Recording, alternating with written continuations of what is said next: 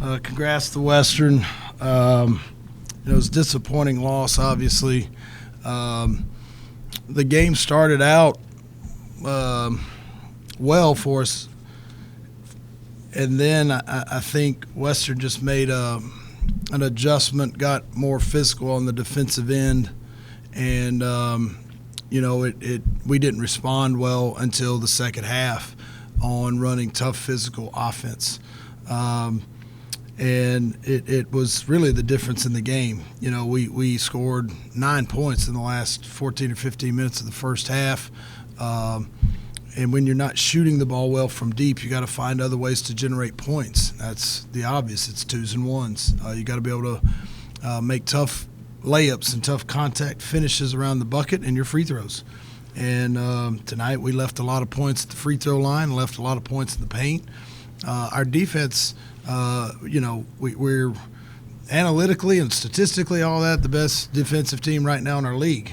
But we're just not scoring the ball. In the last several games, we scored 60 here tonight, and it was 65 or 66 the other night against Liberty, and 58 against Jack State, and even the Missouri State game, I think we had 68 at the end of regulation. And it just puts a lot of pressure on your defense to be perfect, to try to hold teams in the high 50s or low 60s to win games. So we've just got to keep working it on that end of the floor, particularly, and step up to the line with confidence, start making some tough shots around the bucket, and generate points. I mean, that's the name of the game, is you got to score it. And again, we're defending pretty well. We didn't parade them to the free throw line, which they're a team that came in basically averaging like 26 free throws a game. They're almost like 19 for 26 from the free throw line per night on average, and they go 8 for 10. We got to the line a lot more. We out rebounded them.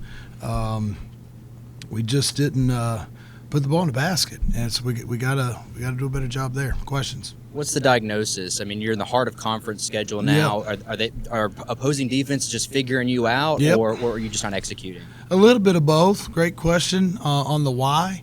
There are times where we flub up the play. That's part of it. If you're struggling to score it, you can't have more turnovers than the opponent. It's not like we had 19 of them, but when you only force 8 and you have 12, then now you're already on the downside. You're going to really have to out-rebound on the offensive end of your opponent to have more scoring opportunities. So if you're not shooting it well at a great percentage, you've got to generate more scoring opportunities. That's either by really turning the other team over, taking care of the ball yourself, hopefully both, and so that you're generating a lot more opportunities for yourself to score. And it's teams figuring out how to guard certain guys, and based on the first 20-something games here, and then being able to really dominate the offensive glass or have fewer turnovers than your opponent. You feel like there was a considerable effort to get in the paint tonight for a team that defends the rim particularly well. I mean, is that something that was an emphasis for this game in particular? Particularly based on the way the game changed after about the first 7 or 8 minutes of the first half. You could tell they were just going to be really physical with our perimeter players, be up in the ball. Don't let them get loose and easy drives. Nothing loose and easy from three. Well, if you're not going to ever put any pressure on the rim with hard rolls or tough drives, then you're going to stay on the perimeter the whole night with guys up in you. And so when guys get overly aggressive, which they were for a while, then now you got to back them off by going by them, or back them off by hard drive and the ref calling a foul. And now you've got to back off of that a little bit. So now your perimeter offense gets going, but you can't just keep staying on the perimeter and never go by somebody if what they're doing is crawling up under you and playing real physical defensively. Mar, you scored a career high tonight, 25, but I think more impressively, only 2 3-pointers. I would have thought you would have done a lot more damage from beyond the arc, but how more comfortable are you with being in the paint, scoring the basketball? I just feel like Coach tries to emphasize on me a lot, using my size and my strength. 9 times out of 10, I might have somebody smaller than me, so just been trying to work on that. I just feel like I came in the game just confident and aggressive and assertive. I feel like that's the main thing. I was being assertive. I wasn't like questioning what I wanted to do. Whatever decision I made, I went with it, and I feel like that was the result.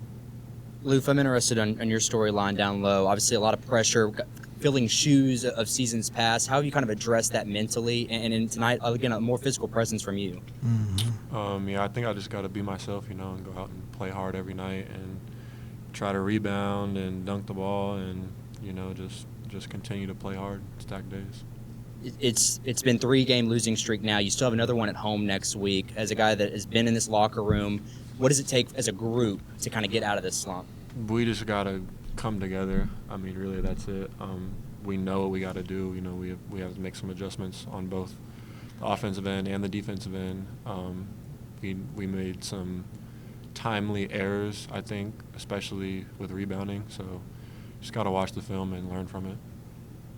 Chris, how do you spark the offense without losing that statistically number one defense in the conference? I think we just got to set harder screens and cut hard and just play together, really. Coach, we talked about the intensity of this game on Thursday.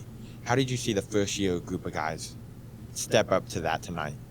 I thought they were – I told them this yesterday after practice. I thought we had a good practice yesterday. I thought our shoot-around was good. Our start was good. The difference, a little bit like what Chris said, is when guys get real physical with you on the defensive end of the floor, your offense has to get more physical. You do have to set harder screens. You do have to cut harder. So when guys are kind of tugging and grabbing and holding a little bit, well, if you're slow, nobody looks like it's hindering your progress. If we're just walking together and I'm holding Chris's arm, in a bear hug, well, if we're just walking down the hallway, it doesn't look like me holding onto your arm. Looks like I'm hindering your progress. We're just sauntering down the hallway together. We're just holding each other's hand and holding each other's arms. But when you try to take off and somebody's holding you, it's clear to everybody where you're just holding them back. But if your cuts are slow and you're not trying to really get somebody else open, fouls aren't going to be called, and you're not going to get away from defenders. So now you're always playing in traffic. Good offensive players play in space. Good offensive teams play in space.